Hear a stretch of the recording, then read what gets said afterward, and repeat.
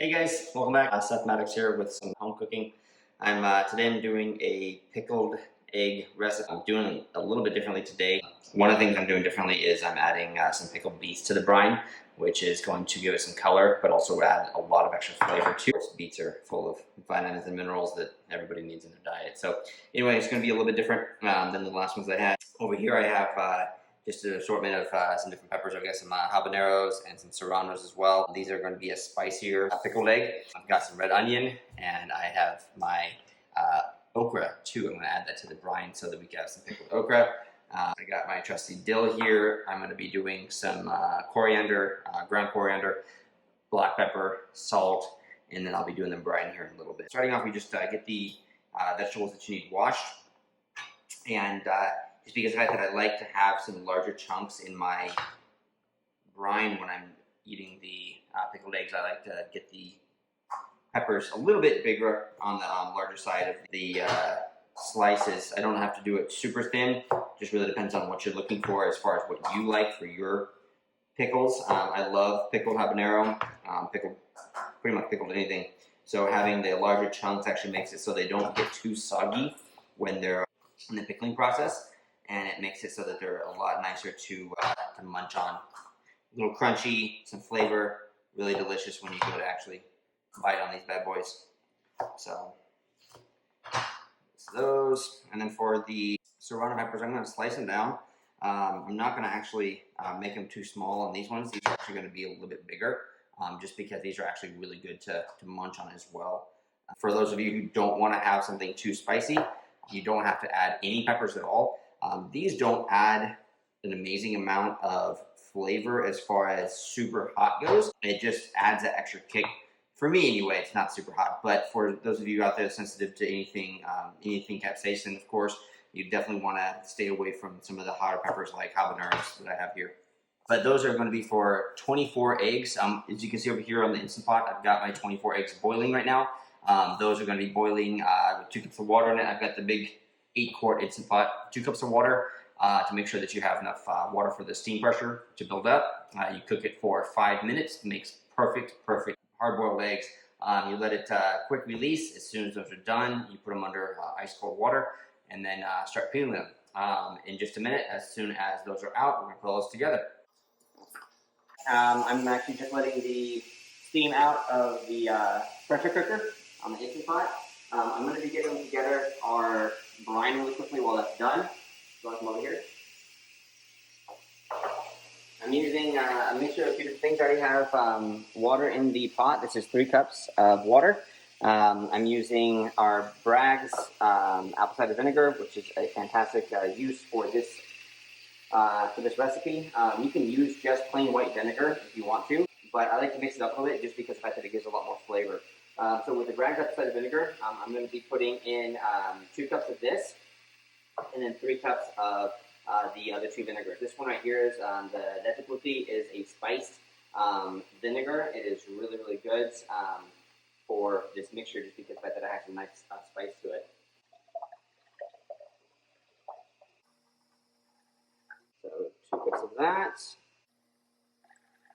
Doing 1.5 cups of that. Oh, that's the last of it actually. And then we'll use the last 1.5 cups of the white distilled vinegar. And that is going to make it up to 5 cups. So, right there.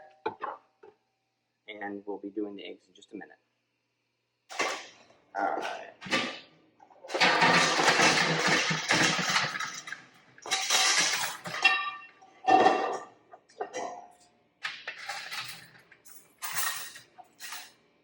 Alright, got those in the ice water.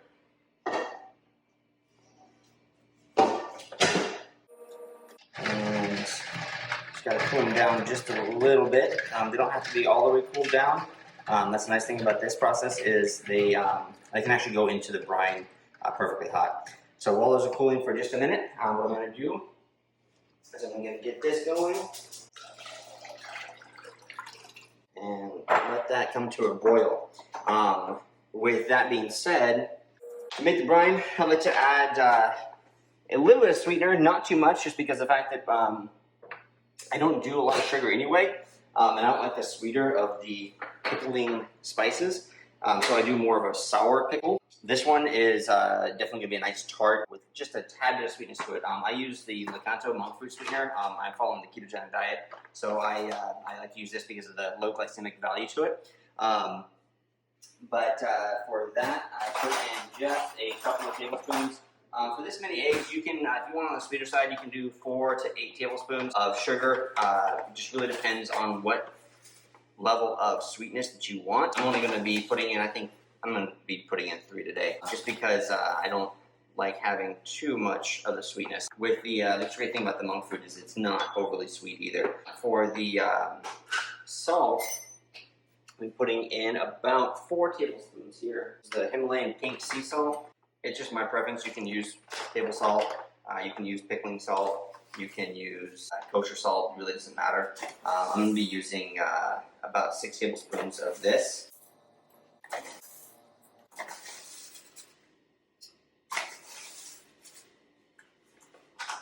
And that goes in there. I'm just turn it back up really quick. I usually keep this next to the stove. It won't cause any smoke, so no fire alarm issues necessary today. So anyway, we're gonna let that get heated up, and then we'll come back to peel the eggs in just a minute. So starting off with the eggs, because it is Instant Pot, all you have to do is just tap them on the side of the counter or in a bowl. The process of peeling these is actually usually pretty easy. It depends on the egg itself. That one actually looks like it's not. Looks like this one was a little bit of an older egg. So you can always tell when eggs are a little bit older from the store if they are harder to peel. They should, when you get a batch, they should usually just come right off. The shells are super easy to take off. As far as from the Instant Pot, they should come off without any issue at all. Just like that. And once I get all these together, we're going to put them together with the brine. Be right back. With our onions, we like to actually just do little slices, kind of in half lengthwise. And for the slices, I cut out the end just to make sure that they are rootless. Cut those little pieces out. And then we just make slices down. You can do them big chunks, you can do them slices.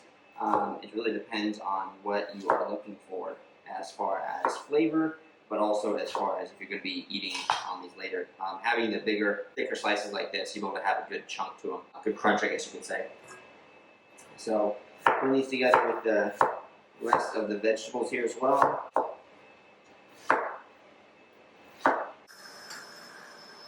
And we're going to be putting all these together in the pots when we get it done. For the okra, what I'm doing on these today, I'm just cutting off just the top, just enough to get the bit of stem off. It has a little bit of brown from the store. The stem is fully edible, so you actually don't have to cut any of it off if you don't want to. I just like to take the little bit of brown part off so that we have no discoloration. Well, little to no discoloration in the okra. As you can see, you're going to see a little bit of brown spots on the okra itself. It's perfectly fine to eat. No biggie on that. It's just a matter of taking, pickling and pickling them so they get fully preserved and delicious. So these done really quick. And we'll be right back. Alright, so we're back here. I adjusted the brine a little bit. I meant to say teaspoons earlier, not tablespoons, by the way, when it comes to the salt and sugar mix. I don't know why I said tablespoons. But anyway, I also added just about a quarter cup of the juice mix, juice brine from the pickled beets. So that added just a little bit of color to it as well. And it's going to give a nice little flavor too. As it's boiling, we're going to go ahead and turn that off. And we're going to take it off make sure that it's also you're not cooking anymore. What we're going to do is we're going to start off by putting just a little bit of seasoning on the bottom of the jars. We're going to do about a tablespoon of black pepper on each one. And we're going to do about 2 tablespoons of dill on each one. This is freeze-dried dill. You can use fresh dill. You can use just regular dry dill. It's some of the best stuff out there right now as far as flavor goes, unless you're using fresh, of course. They don't have it in the stores right now. I don't know why, but it is one of those things. Anyway, so I'm going to go ahead and start off by getting the last of this juice out from the beets so that we can dig these puppies out and use them for the brine.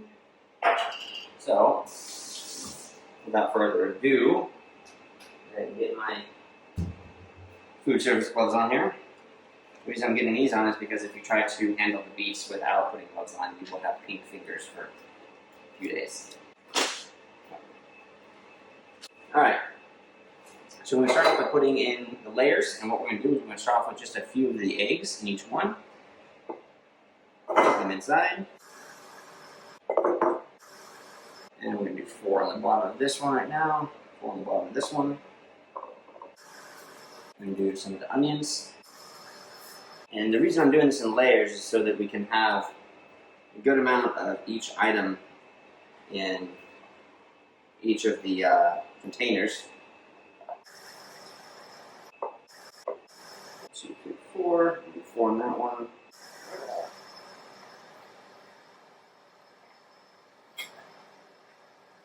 Habanero and Serrano go in as well. There we go.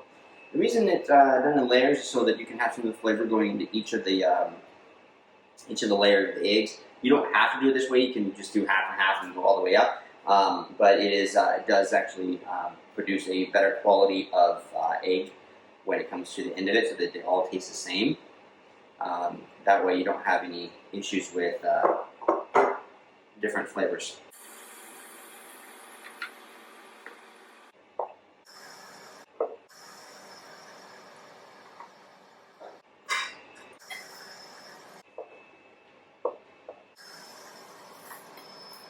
Thank you.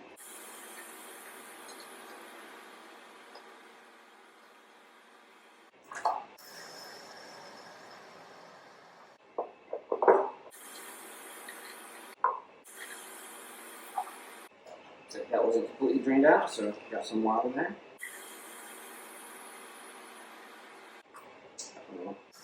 Awesome. So later, we're going to put some of the last of the eggs in here. Whoops. Uh-oh. I'll edit that out later. Lost one of the eggs. Shame, shame. Alright. That's perfect.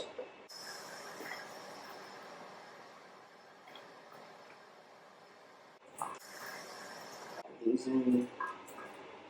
I'm not using all the onions because I cut way too much. I didn't know how much I was going to have on this because that onion was quite large. And we're going to stack the rest of these with the beets. So the reason I'm doing this instead of putting more of the stuff on first, so that it still has more of the coloring to go into the actual eggs. Put a couple more of these on top here really quick.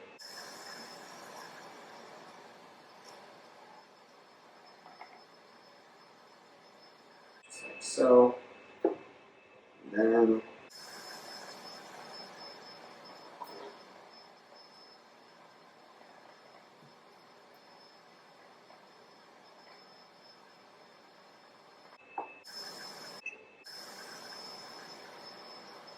alright, so that's it for those. And now all we have to do is put the brine on top. It's in here. Obviously, be very careful because you don't want to burn yourself. This is still very hot. If you have any brine left over at the end, you could take a couple cucumbers out of the fridge. If you want to, you can pickle pretty much any vegetable, so if you have any of the brine left over, you can use it for that. But what you want to do is make sure to go all the way to the top.